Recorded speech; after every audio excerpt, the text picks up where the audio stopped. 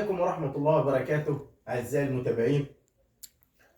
جينا لكم بفيديو جديد ومعلومة لو اتطبقت صح بتاخد براءة في قضية تعاطي دولية. ازاي؟ المسافر اللي بيتمسك في المطار وبيعملوا له مثلا تحليل، يشتبهوا ان مثلا تصرفاته مش طبيعيه فيعملوا له تحليل فيلاقوه ان هو متعاطي ماده مخدره.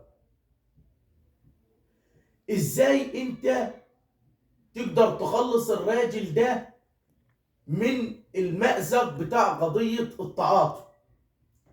النهارده القانون المصري بيعاقب على مثلا ماده مخدره زي الويسكي، لكن الدولة الخارجية الدول الأوروبية وبعض الدول مصرح بيها ببعض الخمور.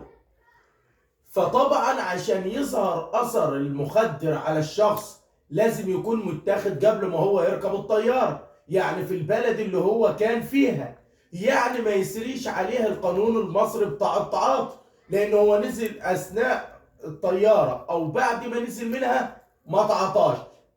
القانون اللي بيطبق قانون الدولة اللي تم فيها التعاطي، وفي الحالة دي ما بنقدرش نطبق عليها القانون المصري. فدي الإشكالية البسيطة اللي بيتعرض لها بعض المسافرين. واحد بيبقى مثلا جاي من أمريكا، جاي من فرنسا، وعارف إن هو مسافر فبياخد له كاسين وهو ما بيعرفش إن الكلام ده ممنوع في القاهرة. أنا بقول لك النهارده القانون المصري ما ينفعش يحاسبك على التعاطي طول ما انه تم خارج الدوله.